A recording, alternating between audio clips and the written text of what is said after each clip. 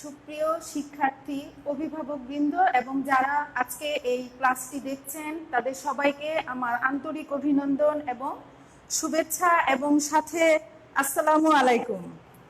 সবাইকে, অভিভাবক, শিক্ষার্থী এবং যারা আছেন সবাইকে আমার সালাম।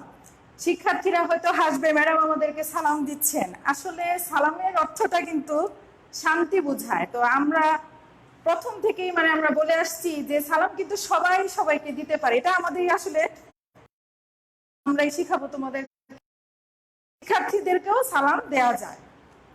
আর যেহেতু অনেক দিন যাবৎ স্কুল বন্ধ, আমার মনে হচ্ছে অনেকের কাছে এই গানটি মনে হয় যে আমাদের দেশটা স্বপ্নপুরী।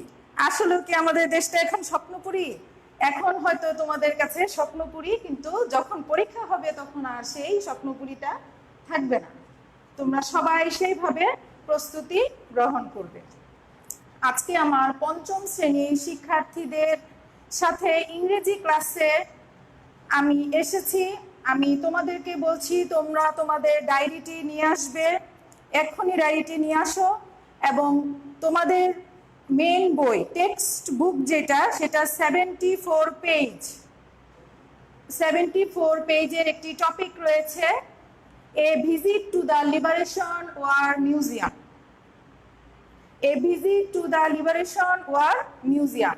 আজকে আমি সেটির উপর পাঠ দান করব। তোমরা অবশ্যই সেটি ভালো করে পড়বে। এটি খুবই একটি গুরুত্বপূর্ণ কম্পোজিশন আমাদের জন্য।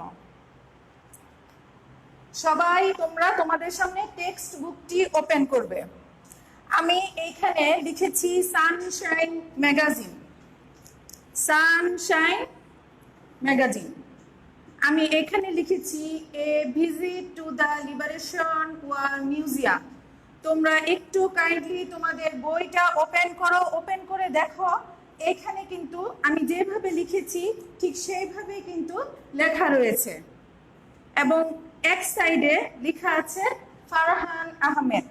আমি টেক্সট বুকটি তোমাদের সুবিধার জন্য দেখাচ্ছি। Sunshine Magazine, the magazine by and for the students of class 5. A visit to the Liberation War Museum. Farhan Ahmed. আমার মনে হয় ইতিমধ্যে তোমরা বুঝতে পেরেছো আমি কোন লেসনটির কথা বলছি। এটি ইউনিট 19-এ। আমি এখন এটি পড়ব, তোমরা মনোযোগ দিয়ে শুনবে। On 14th December, our class went on a field trip to the Liberation War Museum at Agargaon, Dhaka. আমি অর্থ সহকারেই পড়ব, কেননা যদি আমি অর্থটা না বুঝি তো আমার পুরোটা যে আমার কম্পোজিশন আছে সেটা আমি বুঝতে পারবো না। আবার অনেকে এইটা করে পরীক্ষার সময় যেটা দেখা যায় যে তারা ভাবে, স্টুডেন্টরা ভাবো তোমরা যে এইটা তো আমাদের সিনি দেওয়া থাকবে, তো আমরা কেন এটা এত ভালো করে পড়বো। একটা ভালো মার্কস পাওয়ার জন্য অবশ্যই কষ্ট করতে হবে। যদি ভালো মার্কস পেতে চাই অবশ্যই কষ্ট করতে হবে। যেমন চিনি দিবে তেমন মিষ্টি পাওয়া যাবে, পড়ালেখার ক্ষেত্রে ঠিক সেই রকম। On 14 December, our class went on a field trip to the Liberation War Museum at Agargaon, Dhaka. 14 December আমাদের শ্রেণী গিয়েছিল একটি শিক্ষা সফর ভ্রমণে to the liberation war museum at Agargaon, Dhaka.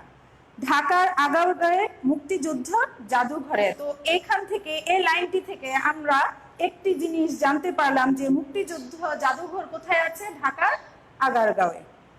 The trip was planned as part of our Bangladesh and Global Studies course.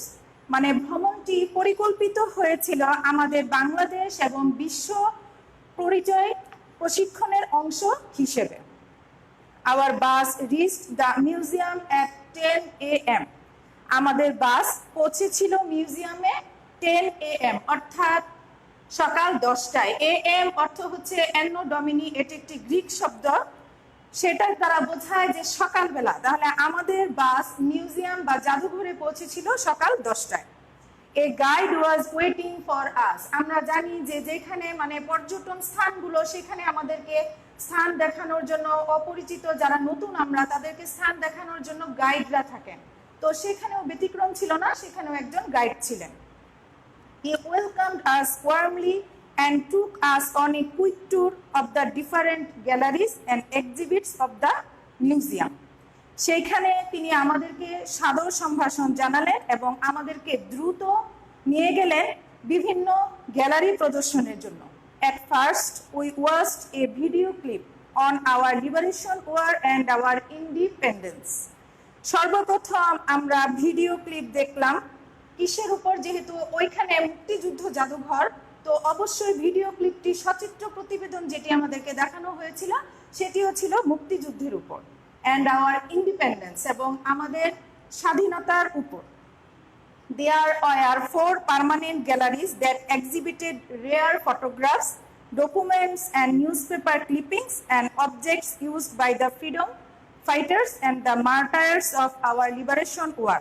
তো যেহেতু সেখানে 4টি গ্যালারি ছিল, 4টি গ্যালারিতে ভিন্ন ভিন্ন বিষয় ছিল প্রদর্শনের জন্য। প্রথম যে গ্যালারিটি ছিল সেইখানে দেখানো হয়েছিল রেয়ার ফটোগ্রাফস, মানে দুর্লভ চিত্র যেগুলো, ফটোগ্রাফি, ডকুমেন্টস, দলিল এবং সংবাদপত্র, এবং objects used by the freedom fighters, মুক্তিযোদ্ধারা যেই সব মানে বিষয় যেসব বস্তু ব্যবহার করেছে সেগুলো সেখানে দেওয়া ছিল, and the martyrs of our liberation war, এবং আমাদের মুক্তিযুদ্ধে যারা শহীদ হয়েছিলেন তাদের জিনিসগুলো সেখানে ছিল।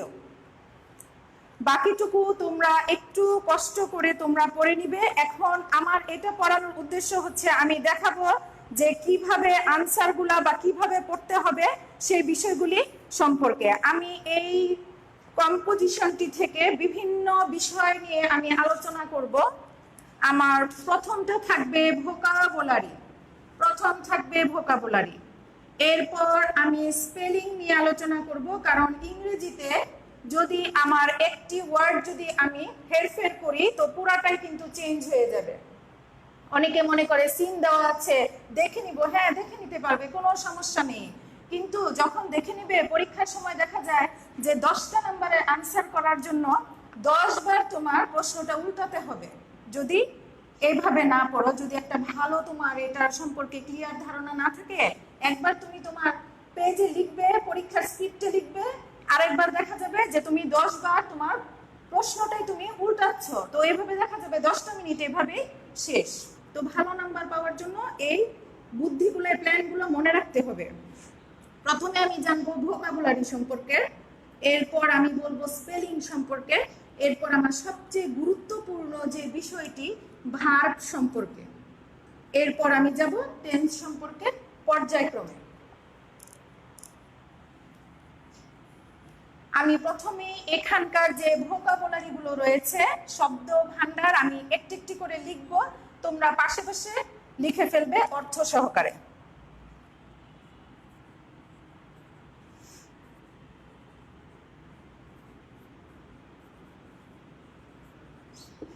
মিউজিয়াম অর্থ হচ্ছে জাদুঘর। লিবারেশন,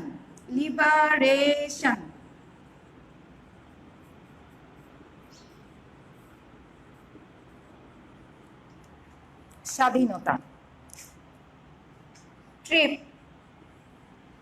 3 নাম্বার ওয়ার্ড মিনিংটা হচ্ছে ট্রিপ, ভ্রমণ। ট্রিপ,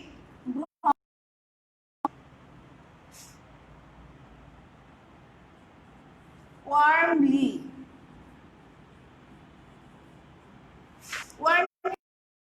উষ্ণতা, কিন্তু এক্ষেত্রে আমি বলবো যে আন্তরিক অভিনন্দন অর্থে ব্যবহার করা হয়েছে।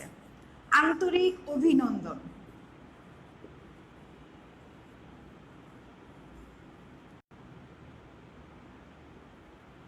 আন্তরিকতা সহকারে, আন্তরিকতা। তো আমি প্রথমে লিখেছি মিউজিয়াম, জাদুঘর, লিবারেশন, স্বাধীনতা, ট্রিপ, ভ্রমণ, ওয়ার্মলি, আন্তরিকতা সহকারে। এইভাবে দেখা যাবে যে কমপক্ষে আমার এই প্যাসেজটি থেকে নতুন নতুন ওয়ার্ড ক্লাস 5 এর জন্য অবশ্যই আমি বলবো এই ওয়ার্ডগুলি সম্পূর্ণ নতুন। তো এটা যদি আমি অর্থ আমি জানলাম না, তো আমি কিন্তু পিছনে পড়ে থাকবো, 6 এ উঠে আমার অনেক সমস্যা হবে। তো আমি সবাইকে বলবো তোমরা তখন ওয়ার্ড মিনিং সহকারে পড়বে। আমি আবারও বলছি, মিউজিয়াম, জাদুঘর, লিবারেশন, স্বাধীনতা, ট্রিপ, ভ্রমণ, ওয়ার্মলি, আন্তরিকতা সহকারে।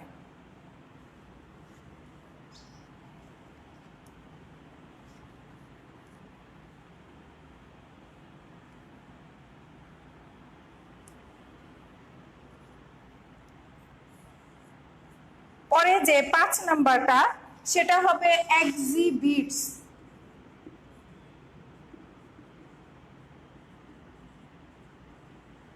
প্রদর্শন করা। এক্সিবিটস অর্থ হচ্ছে প্রদর্শন করা। ইন্ডিপেন্ডেন্স। ইন্ডিপেন্ডেন্স।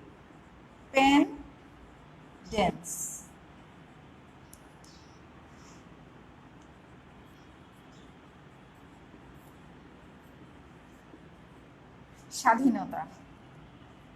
গ্যালারি। GALL না, এখানে LL বলতে হবে। আমরা সচরাচর আমরা LL বলে থাকি, কিন্তু আসলে হবে LL।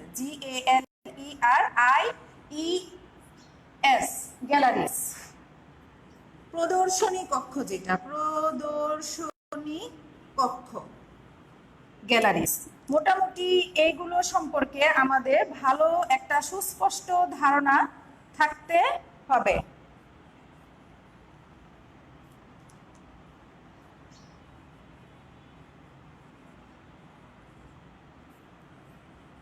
শহীদগণ। মার্টার্স অর্থ যারা মুক্তিযুদ্ধে শহীদ হয়েছে তাদেরকে আমরা মার্টার্স বলি, শহীদগণ। Freedom fighters. Freedom fighters.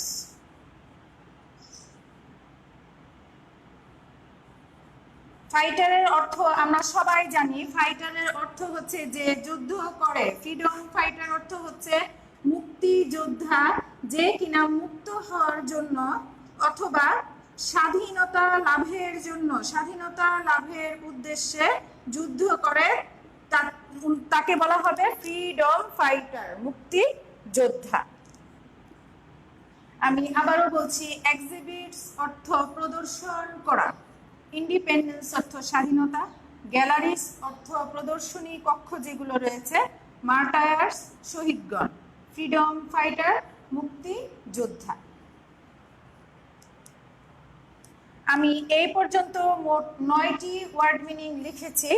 9টি word meaning লেখার সাথে সাথে আমার অর্থগুলো জানা হলো, এবং সাথে সাথে যে স্পেলিংগুলো রয়েছে 9টি স্পেলিং আমি দিয়েছি। তোমাদেরকে আমি হ্যান্ড রাইটিং এর জন্য খাতা ইউজ করতে বলেছিলাম।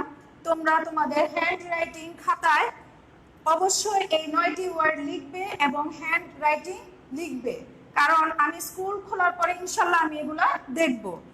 এতে করে তোমার হ্যান্ড রাইটিংটা অনেক ভালো হবে, স্পেলিং ভালো হবে, ভোকাবুলারি জানতে পারবে, এবং তোমার স্পেলিংটা যদি ভালো হয় তুমি সব জায়গাতে কিন্তু এগুলা প্রয়োগ করতে পারবে। এক্সিবিটস অর্থ প্রদর্শন করা, ইন্ডিপেন্ডেন্স অর্থ স্বাধীনতা, গ্যালারিস অর্থ প্রদর্শনী কক্ষ, মার্টার্স অর্থ শহীদগণ, ফ্রিডম ফাইটার অর্থ মুক্তি যোদ্ধা।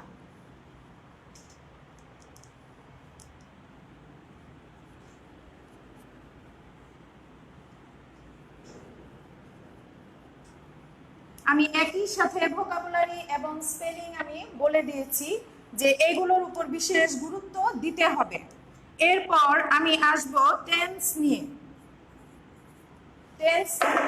টেন্সের উপর আমার ভালো একটি, মোটামুটি যেহেতু তোমরা ক্লাস 5-এ পড়ো, অনেকে বলে ক্লাস 5-এ তো গ্রামার নেই, যার কারণে 6-এ যে অনেক সমস্যা হয় গ্রামার ট্যাকেল দিতে। এখন আমি বলবো ক্লাস 5-এ প্রতিটা লাইনে লাইনে কিন্তু গ্রামার আছে, কিন্তু সেটা আসলে লুকানো অবস্থায় আছে, তো যার কারণে আমরা বুঝতে পারি না। আমাদের টেন্স সম্পর্কে যখন আমরা ধারণা নিব তখন অবশ্যই আমাদের লাগবে ভার্ব। অবশ্যই আমাদের ভার্ব সম্পর্কে ধারণা থাকতে হবে। মোটামুটি একটা সুস্পষ্ট ধারণা আমি দেওয়ার চেষ্টা করব, যেটা দিয়ে তোমাদের মানে কম পরিশ্রমে তোমরা লিখতে পারবে। ভার্ব, প্রিন্সিপাল এবং অক্সিলিয়ারি এই দুইটি সম্পর্কে ভালো ধারণা থাকতে হবে। প্রিন্সিপাল ভার্ব মানে যেগুলো আমাদের সাবজেক্টের পরে আমরা মেন আমাদের যে কাজগুলো সেগুলোকে আমরা বলি প্রিন্সিপাল ভার্ব। আর অক্সিলিয়ারি ভার্ব হচ্ছে যেগুলো সাহায্যকারী ক্রিয়া। অক্সিলিয়ারি ভার্ব হচ্ছে যেগুলো সাহায্যকারী ক্রিয়া, যা দ্বারা আমরা নির্ধারণ করে থাকি যে ভার্বটি কাজটি কখন করা হচ্ছে, মানে টেন্স নির্ধারণ হয় সাধারণত অক্সিলিয়ারি ভার্ব দ্বারা, এবং এই অক্সিলিয়ারি ভার্বই নিয়ন্ত্রণ করে প্রিন্সিপাল ভার্বকে। অক্সিলিয়ারি ভার্ব এখানে আমি এইভাবে দেখাচ্ছি। প্রথমে হচ্ছে টু বি, প্রথমে টু বি ভার্ব, এরপরে টু ডু, এরপরে হচ্ছে টু হ্যাভ। এই তিনটি আপাতত এই তিনটি হলেই তোমাদের চলবে। টু বি ভার্বের ক্ষেত্রে আমরা এটা জানি, ব্যবহার করি am, is, are, was, were, shall, will.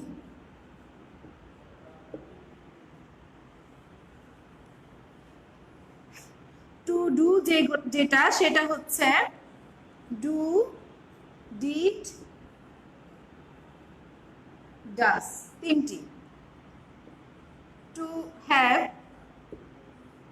Have, has, had. আমি আবারও বলছি, আমার অক্সিলিয়ারি ভার্বের ক্ষেত্রে টু বি ভার্ব যেটা সেখানে হবে am, is, are, was, were, shall, will. To do যেটি সেই ক্ষেত্রে do, did, does. To have, had, has এবং হ্যাড। এখন অনেকেই একটু মানে বলবে যে ম্যাডাম আমাদেরকে এত পড়াচ্ছেন কি কারণে, কেন এত পড়াচ্ছে এটা একটু দেখাই। যখন আমরা কোশ্চেন আনসার করব, সিনটা থেকে যখন আমরা সিন প্যাসেজ থেকে কোশ্চেন আনসার করব, তখন দেখা যায় প্রশ্ন করা থাকে when did they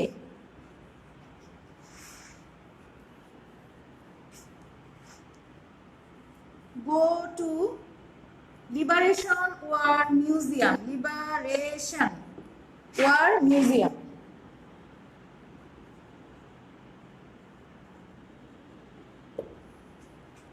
এখানে আমার প্রশ্নে অবশ্যই আমার এটার উপরে দুইটি নাম্বার রয়েছে। when did they go to Liberation War Museum, যখন আমি আনসারটি দিব, যখন আমি এর আনসারটি দিব তখন অবশ্যই তোমরা অনেকেই খেয়াল করো না যে এটা কোন টেন্সে দেওয়া আছে। WH কোশ্চেনের পরে অক্সিলিয়ারি ভার্ব হিসেবে এইখানে ডিড দেওয়া আছে, তো তোমরা সাধারণভাবে সেটা প্রেজেন্ট টেন্সে করে ফেলো। প্রেজেন্ট টেন্সে হবে না, যদি এখানে ডিড দিয়ে প্রশ্নটা করা থাকে আমার আনসারও করতে হবে ডিড, মানে পাস্ট ইনডিফিনিট টেন্সে। পাস্ট ইনডিফিনিট টেন্সে আমার উত্তরটি করতে হবে। যদি যখন আমি দেখবো আমার সাবজেক্ট আসছে কিন্তু আমার ভার্ব V2 পাস্ট ইনডিফিনিটে নাই, পাস্ট ইনডিফিনিটে নাই, তখন কিন্তু তোমার এটি অবশ্যই ভুল হবে, আনসার অবশ্যই ভুল হবে। তখন মনে হবে আমি লিখেছি ঠিকই, ম্যাডাম বা স্যাররা আমাকে নাম্বার দেয় না। এখানে কারোর সাথে মানে কোনো ধরনের শত্রুতা নেই যে নাম্বার না দেওয়ার মতো কোনো কিছু হবে। যাই হোক না কেন, সবসময় একটা জিনিস মনে রাখবে, নিজের ভুলটা কোথায় আছে সেটা খুঁজবে, তাহলে শিখতে পারবে। সাবজেক্ট V2 যদি এখানে ডিড দ্বারা প্রশ্নটি করা থাকে তো আমার আনসার করতে হবে সাবজেক্টের পরে পাস্ট ইনডিফিনিট টেন্সের স্ট্রাকচার ব্যবহার করে। সেই জন্যই আমি অক্সিলিয়ারি ভার্ব সম্পর্কে এখানে আমি ধারণা দিলাম ডু, ডিড এবং ডাস। এই তিনটি খুবই গুরুত্বপূর্ণ। যখন আমরা প্রশ্নটা আনসার করব তখন আমাদের প্রশ্নে দেখা যায় 5 × 2 = 10, তো এই 10টি নাম্বারের যথেষ্ট, অবশ্যই একটি ভালো মার্কস দেওয়ার জন্য 10টি নাম্বার অনেক গুরুত্বপূর্ণ। When did they go to the liberation war museum, তো এইভাবে কিন্তু ডিড দেওয়া থাকবে, ডু দেওয়া থাকবে, ডাস দেওয়া থাকবে। তো তখন আমরা আমাদের জানার যতটুকু গভীরতা থাকবে ঠিক ততটুকু থেকে কিন্তু আমরা শুদ্ধভাবে আনসারটা দেওয়ার চেষ্টা করব। তো অবশ্যই অক্সিলিয়ারি ভার্ব সম্পর্কে অবশ্যই ক্লাস 5 এ ধারণা থাকতে হবেই হবে। অক্সিলিয়ারি ভার্ব সম্পর্কে অবশ্যই ধারণা থাকতে হবে। আর আমরা সবাই মোটামুটি প্রিন্সিপাল ভার্ব যেগুলো সেগুলো আমরা মোটামুটি জানি, কিন্তু এখানে এত অল্প জানলে হবে না। আমি বলবো স্ট্রং ভার্ব এবং উইক ভার্ব যেগুলো আছে, স্ট্রং ভার্ব এবং উইক ভার্ব, সেগুলো অবশ্যই আমরা জানবো। স্ট্রং ভার্ব এবং উইক ভার্বের জন্য গত বাধা নিয়ম অনুযায়ী পেজ টু পেজ দরকার আছে। আমি একটি পরিকল্পনা আমি দেখিয়ে দিচ্ছি যে আজকে আমার যে লেসনটা আমি পড়াচ্ছি এখান থেকে আমি ভার্ব খুঁজে বের করব। আমি সাথে সাথে কাজটা করব। আমি এখান থেকে ভার্ব খুঁজে বের করব, স্ট্রং ভার্ব, উইক ভার্ব আমি শিখে ফেলবো। এখান থেকে আমি স্পেলিং শিখবো, ভোকাবুলারি শিখবো, স্ট্রং ভার্ব, উইক ভার্ব শিখবো এবং এই প্যাসেজটি কোন টেন্সের উপর দেয়া আছে সেই টেন্সটি সম্পর্কে আমি একটি ধারণা নিব। এতে আমার সুবিধা হবে যে আমার টেন্স 3 প্রকার, present tense, past tense, future tense, এগুলো আমরা অনেক শুনেছি, এগুলো আমাদের মুখস্থ আছে কিন্তু আমরা প্রয়োগ করতে পারি না। এই বিরক্তিটা আমাদের আসবে না। আমি প্যাসেজ অনুযায়ী আমি সাথে সাথে আমার কাজগুলো করে ফেলবো।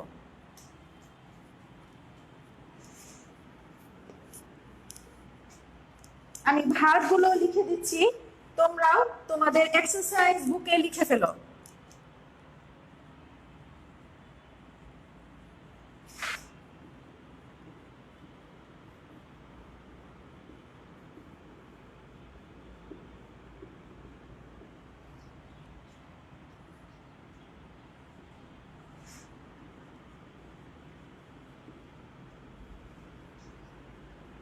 প্যাসেজের প্রথমেই দেওয়া আছে ওয়েন্ট। এখানে প্রথমে দেওয়া আছে on 14 December our class went on a field trip to the liberation war museum at Agargaon, Dhaka. এখানে ওয়েন্ট দেওয়া, তো আমরা কি এখন অবশ্যই মনে হয় বুঝে গেছি যে আমাদের এই প্যাসেজটি দেওয়া আছে পাস্ট টেন্সে।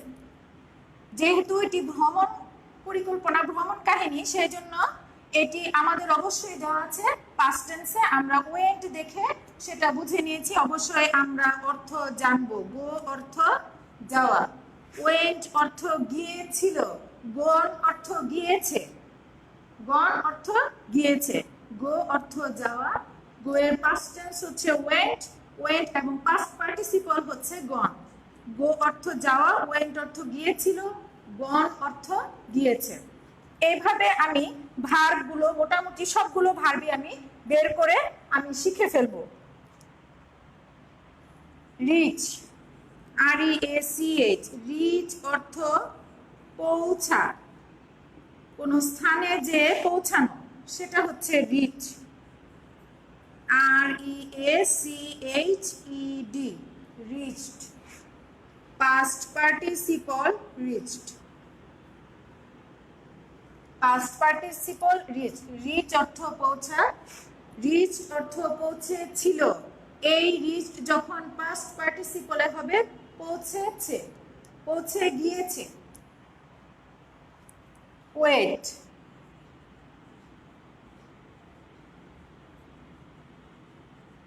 অপেক্ষা করা।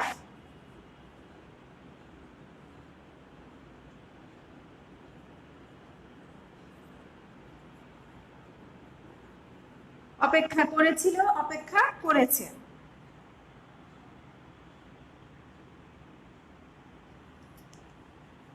ওয়াচ, দেখা, ওয়াচড,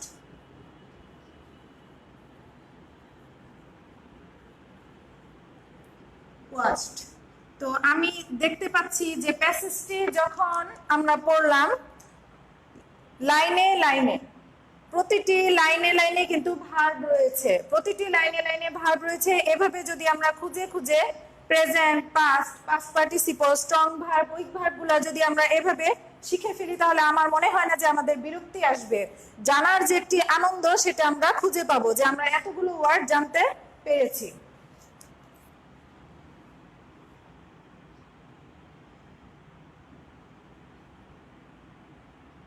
স্টপ, বন্ধ করা। Stopped, stopped. স্টপ অর্থ বন্ধ করা, স্টপ অর্থ বন্ধ করেছিল, স্টপ অর্থ বন্ধ করেছে। গো অর্থ যাওয়া, রিচ অর্থ পৌঁছা, ওয়েট অর্থ অপেক্ষা করা, ওয়াচ অর্থ দেখা, স্টপ অর্থ বন্ধ করা। আমি শুধু মনে হয় প্যাসেজে 1/3 পার্ট, মানে 1/3 ভিতরে আমি এই নতুন নতুন ওয়ার্ডগুলো পেয়ে গেছি। এইভাবে অবশ্যই জানতে হবে, তাহলে আর আমাদের ভার্ব নিয়ে কোনো সমস্যা হবে না। তো এই ভার্ব নিয়ে যদি সমস্যা না হয়, এটা তো আমরা সবাই জানি যে ভার্ব ছাড়া অবশ্যই সেন্টেন্স হবে না। যখন আমাদের ভার্ব সম্পর্কে ধারণা এসে পড়বে, তখন কোশ্চেন, আনসার, তারপর যে আমাদের free writing, free hand writing, যেটা 4 নাম্বার একটা 5টি সেন্টেন্সের উপরে লিখতে দেয়, তখন আমাদের কোনো সমস্যা হবে না।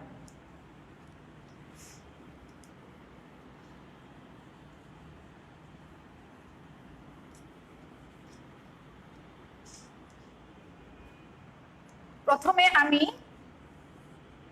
ভোকাবুলারি সম্পর্কে জানবো,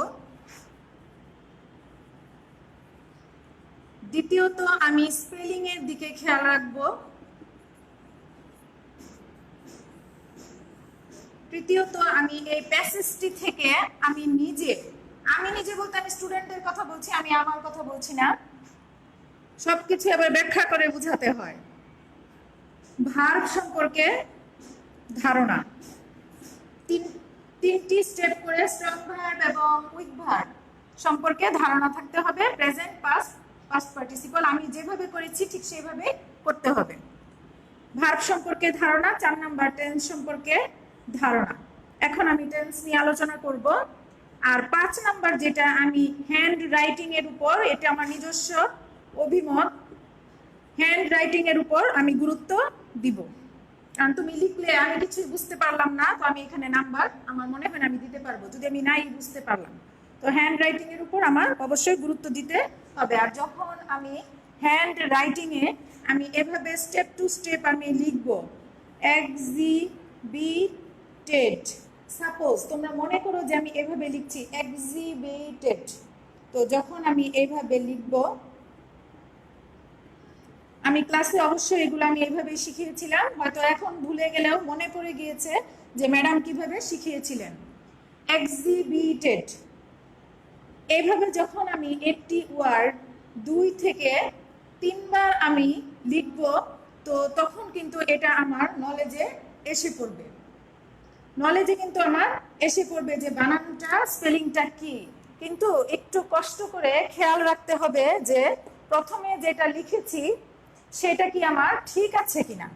যদি আমার প্রথম স্পেলিংটা ভুল থাকে, তো আমি 10 বার যা লিখেছি 10 বারই কিন্তু আমার ভুল। চোখ কান অবশ্যই খোলা রাখতে হবে। আর যেহেতু তোমরা ক্লাস 5-এ পড়ো, সেই ক্ষেত্রে আমি বলবো যে সিলেবল অনুযায়ী ভাগ ভাগ করে, বড় বড় অনেকগুলো স্পেলিং আছে, সিলেবল অনুযায়ী ভাগ ভাগ করে করতে হবে। এক্সিবিটেড,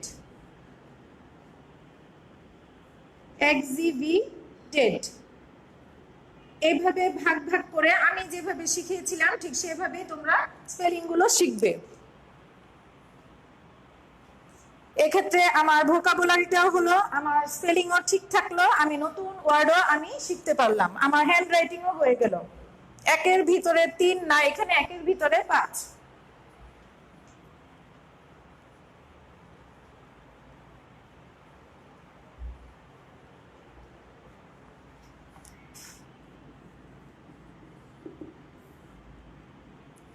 এখানে এই প্যাসেজটি আমার অবশ্যই দেওয়া আছে, on 14 December our class went, on a field trip to the Liberation War Museum at Agargaon, Dhaka. তো এইখানে আমি কোন ওয়ার্ডটি দেখে বুঝতে পারলাম যে এটি কোন টেন্সে আছে? কোন ওয়ার্ডটি দেখে? অবশ্যই ওয়েন্ট দেখে আমি বুঝতে পেরেছি যে এটি আমার কোন কালে দেওয়া আছে, কোন সময়টাকে নির্দেশ করছে, এবং এটাই হচ্ছে আমার ভার্ব। তো আমি টেন্সের সংজ্ঞাটি আমি এইভাবে দিতে চাই যে কাজ, ভার্ব, কখন, কাজটি কখন করা হয়, কাজটি কখন সম্পাদিত হয়,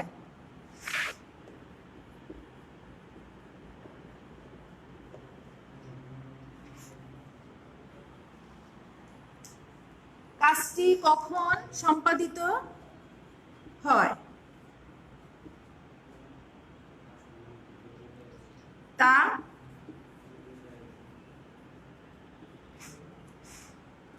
নির্দেশিত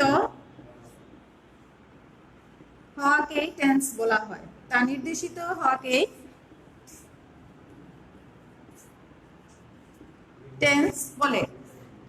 কখন মানে কোন সময় এটা করা হয়, এখন হতে পারে, সেটি হতে পারে এখন, বা চলমান অবস্থায়, এখন হচ্ছে, বা পরে হবে, বা আগে হয়েছিল। আমরা প্রধানত তিনটি জেনে থাকি: প্রেজেন্ট, পাস্ট, ফিউচার, সবাই জানি। তো আমি এখন বলবো যে আমার এই প্যাসেজটি যে টেন্সের উপর আছে আমি সেইটি নিয়ে আজকে আলোচনা করব, পাস্ট। সেইটি নিয়ে আমি আলোচনা করব, পাস্ট টেন্স নিয়ে।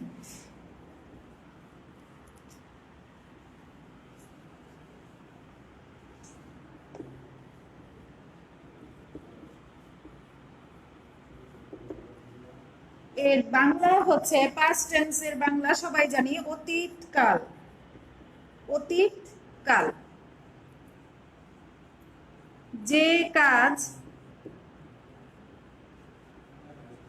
আগে ঘটে গিয়েছে,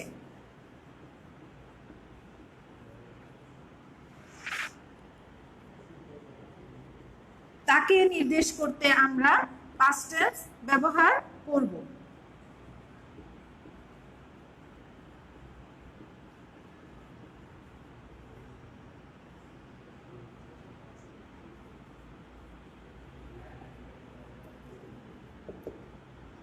অতীতকাল, যে কাজ আগে ঘটে গিয়েছে তাকে নির্দেশ করতে পাস্ট টেন্স ব্যবহৃত হয়। আমাদের একটি ক্লাস 5-এ আমি বলবো একটি সম্পর্কে ভালো ধারণা থাকলেই আনসারিং কোশ্চেন, তারপর কোনো কিছু ফ্রি হ্যান্ড রাইটিং লেখা সহজ হয়ে যাবে। পাস্ট ইনডিফিনিট বা সিম্পল পাস্ট, বর্তমানে যেটাকে আমরা বেশিরভাগই জানি সিম্পল পাস্ট হিসেবে। Simple past. সাধারণ অতীত, সাধারণ অতীত, সিম্পল পাস্ট, সাধারণ অতীত। যে কাজটি আগে শেষ হয়ে গিয়েছে, শেষ হয়ে গিয়েছে, তাকে সিম্পল পাস্ট বলে, তাকে সিম্পল পাস্ট বা পাস্ট ইনডিফিনিট বলে।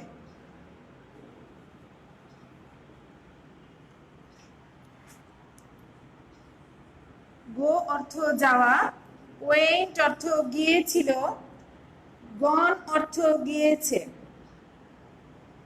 অবশ্যই এটি প্রেজেন্টে দেওয়া আছে, এটি পাস্ট পার্টিসিপলে দেওয়া আছে, তাহলে এটি আমার অবশ্যই পাস্ট। ওয়েন্ট, গো, ওয়েন্ট, গন, অবশ্যই বাংলা অর্থটা জানতে হবে। গো অর্থ যাওয়া, ওয়েন্ট অর্থ গিয়েছিল, গন অর্থ গিয়েছে।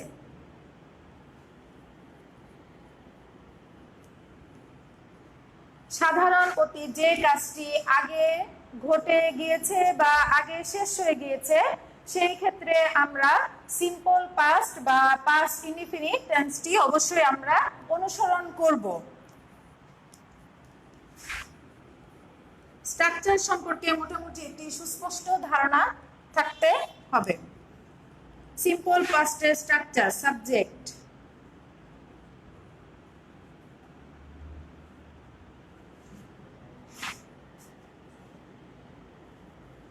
ভার্বের পাস্ট ফর্ম, ভার্বের past form plus extension, extension subject ভার্বের পাস্ট ফর্ম এক্সটেনশন, এটা হচ্ছে আমার সিম্পল পাস্ট টেন্সের গঠন।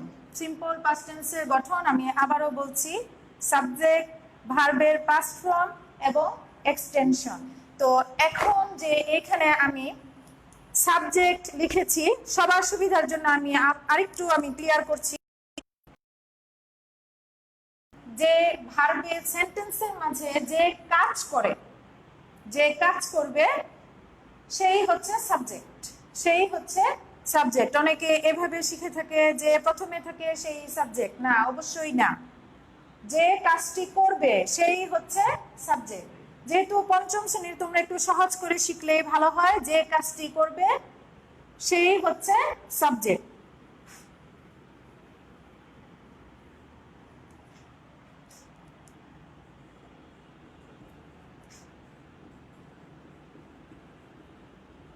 সে ঢাকা গিয়েছিল, সে ঢাকা গিয়েছিল।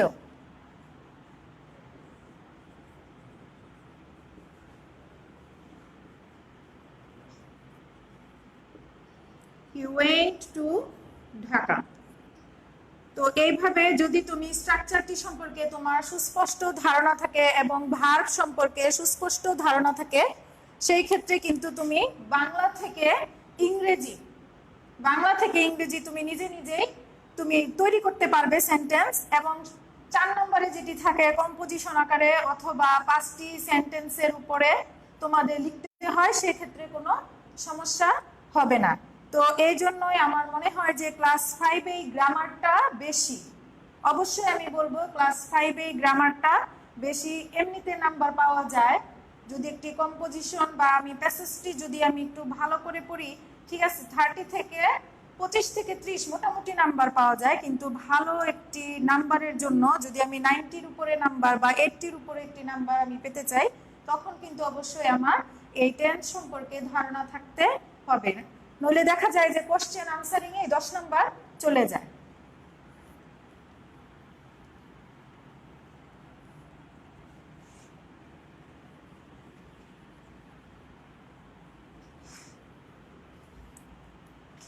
আমাদের প্রথমে দেওয়া থাকে মাল্টিপল চয়েস, মানে এমসিকিউ, মাল্টিপল চয়েস কোশ্চেন। তো সেই ক্ষেত্রে আমার কাজ হবে আমি প্যাসেজটি প্রথমেই পড়ে ফেলবো, এখন যদি রেখে দিই যে না পরীক্ষার হলে গিয়ে পড়বো, হবে না। আমি প্রথমেই প্যাসেজটি লাইন টু লাইন পড়বো। আমার কাজ হবে লাইন টু লাইন পড়ার পরে আমি অবশ্যই যে কোনো একটি পেন্সিল অথবা পেন দিয়ে আমি এগুলোর ভার্বগুলো আমি আন্ডারলাইন করব। আমার স্পেলিং যেগুলো আমার কাছে কঠিন মনে হবে সেগুলো আমি আন্ডারলাইন করব, আর ভোকাবুলারি যেগুলো অবশ্যই সেগুলো আমি পাশে লিখে ফেলবো। অবশ্যই আমাদের নিজেদের এই কাজগুলো করতে হবে। টিচার করে দিবে, বাসায় টিচার আছেন, টিচার করে দিবে, বাবা মা করে দিবে, এরকম করলে হবে না, নিজেদের করতে হবে যদি শিখতে চাও। On 14 December our class went, এখানে ওয়েন্টের নিচে অবশ্যই দাগ দিতে হবে, তোমরা মার্ক করে লিখে রাখবে।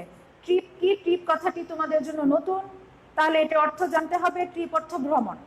লিবারেশন ওয়ার মিউজিয়াম, মুক্তিযোদ্ধা জাদুঘর। The trip was planned, plan অর্থ পরিকল্পিত হয়েছিল। তো এমসিকিউ যখন আমি এটা 3 থেকে 4 বার আমি পড়ে ফেলবো, এমসিকিউ গুলো যখন দেওয়া থাকে তখন আমি অবশ্যই প্রথম লাইন থেকে কিন্তু আমি বুঝে ফেলবো।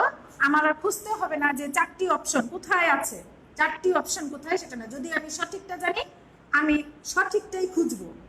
যদি আমি জানি যে আমার উত্তরটা যদি আমি নিজে জেনে থাকি, তাহলে কিন্তু আমি খুঁজবো যে ওই উত্তরটি কোথায় আছে। আর যদি আমি না জানি তখন কিন্তু আবার আমার প্যাসেজে চলে যেতে হবে, অন্ধের অনুকরণ যেটা সেভাবে আমার খুঁজতে হবে। কিন্তু পরবর্তীতে দেখা যাবে যে আমার উত্তরটা যে আনসারটা সেটাও ভুল হয়ে গিয়েছে। আনসারটা আমি লিখে ফেলবো MCQ এ। প্রথমে আমি আমার সঠিক যেটা আমি জানি সেটা কিন্তু খুঁজবো, তারপরে আমি লিখে ফেলবো যে কিভাবে হয়। এরপর 2 নম্বরে দেওয়া থাকে আমার কলাম। কলামও দেওয়া থাকতে পারে, ট্রু ফলসও দেওয়া থাকতে পারে, যে কোনো কলাম, ট্রু ফলস অথবা ফিল ইন দ্য গ্যাপস। যখন আমি এইখানে আনসার করব, এই 2 নাম্বারটা এইখানে ভোকাবুলারির খেলাটা এইখানেই হয়। কলাম যদি আমি আনসার করতে চাই তখন আমার এখানে কলাম এ এবং কলাম বি দেওয়া থাকে।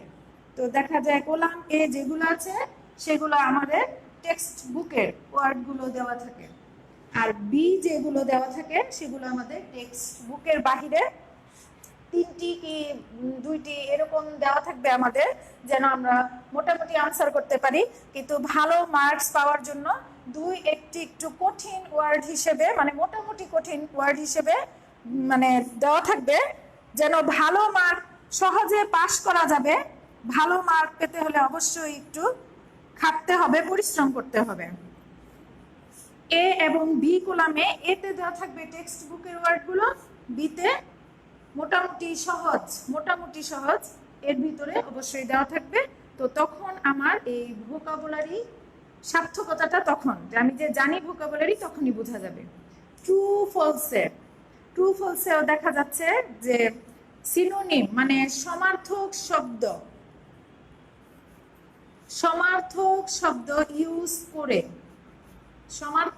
শব্দ ইউজ করে একটি সেন্টেন্স দেওয়া থাকতে পারে। তো সেই ক্ষেত্রে যদি আমি সেই ওয়ার্ডটির অর্থ না জানি, তখন আমি সেই ট্রু হলে আমি লিখে আসব ফলস। অর্থ না জানার কারণে আমি লিখে ফেলবো ফলস। যখন আমি দেখতে পারবো তখন আমি বুঝতে পারবো যে তখন ট্রুটাও আমার ফলস হয়ে গিয়েছে, না জানার কারণে, অর্থ না জানার কারণে। তো আমি বলবো যে সর্বোপরি আমাদের জানতে হবে ভোকাবুলারি সম্পর্কে। ফিল ইন দ্য গ্যাপসের ক্ষেত্রে যদি আমাদের দেখা যায় যে বক্সে দেওয়া থাকে ওয়ার্ডগুলো, প্রথমে আমি সেগুলোর বাংলা মিনিং করব। বাংলা মিনিং করার পর নিচে আমি বসাবো যে কোনটা হতে পারে। যেটা আমার কাছে একটু কঠিন মনে হবে আমি এটা একটু চিন্তা ভাবনা করে আমি পরে পড়ালেই চলবে। 1 নাম্বার এখানে প্রশ্ন দেওয়া আছে, when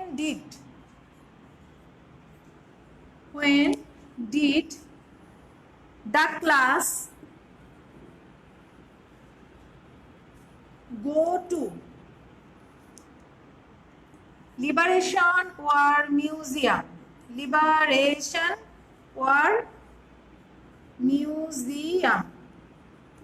অবশ্যই যখন আমরা লিবারেশন ওয়ার মিউজিয়াম লিখব, আমরা আদ্য অক্ষরগুলো, প্রথম যে অক্ষরগুলো সেগুলো আমরা বড় হাতের অক্ষরে লিখব।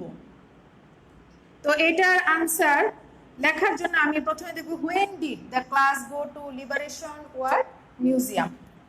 when দ্বারা সময়কে নির্দেশ করে, when দ্বারা বোঝাবে সময়কে নির্দেশ করবে। কখন, তো আমার প্রথমেই লিখতে হবে আনসারে on 14th December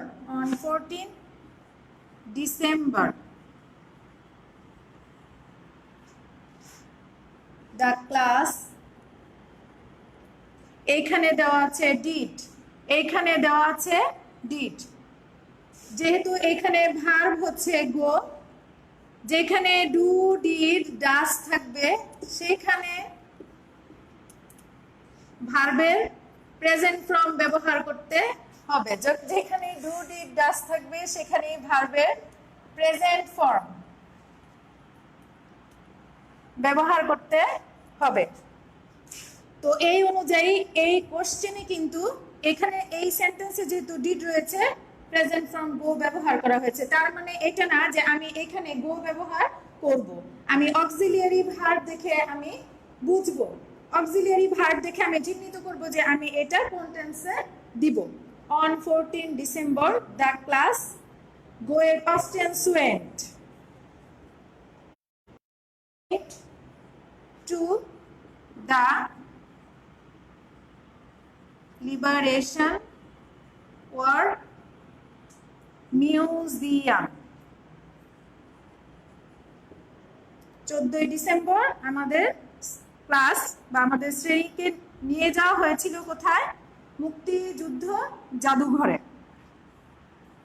তো ভার্ব নিয়ে আমার কথা বলার কারণ এটা যে এখানে আমার দুইটি নম্বর রয়েছে। যদি আমি ভার্ব সম্পর্কে ভালো আমার সুস্পষ্ট ধারণা না থাকে তাহলে এখানে 2 আর 5 দুগুণে 10, এটা তো সবাই জানো। 5 × 2 = 10, এই 10টি নাম্বার কিন্তু আমার চলে যাবে যদি ভার্ব সম্পর্কে আমার সুস্পষ্ট ধারণা না থাকে।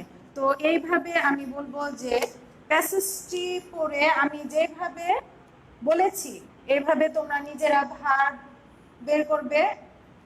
বের করবে, স্পেলিং, তারপর ভোকাবুলারি সবকিছু সম্পর্কে একটি ধারণা নিয়ে নিবে। আমার মনে হয় না যে পরবর্তীতে আর কোনো সমস্যা হবে। আমার ক্লাস আজকে এ পর্যন্তই। তো আমি বলবো, আমি যে SW দিয়েছি হ্যান্ড রাইটিং, অনেক সময় বাসায় অনেক সময়, অন্তত পক্ষে স্কুলে যে সময়টা দিতে এটা তো স্কুলে দিচ্ছ না, এখন তোমাদের বাসায় অজস্র সময় আছে।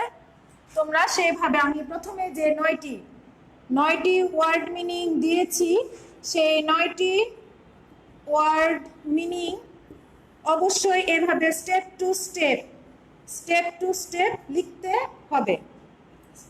আবার ক্লাস হবে পরবর্তী সপ্তাহে রবিবারে। আর এইগুলো আমার ইনশাল্লাহ যদি আমরা সবাই যদি ভালোভাবে থাকি, আল্লাহ যদি আমাদেরকে সুস্থ রাখেন, দেখা অবশ্যই হবে। তো আমার জন্য কষ্ট করে একটু বাড়ির কাজগুলো করে রাখতে হবে, আমি দেখব। ওয়ার্ড মিনিং যে 9টি দেওয়া হয়েছিল সেই ওয়ার্ড মিনিংগুলো লিখবে। সবাইকে অনেক শুভেচ্ছা, অভিনন্দন এবং আবারও আসসালামু আলাইকুম।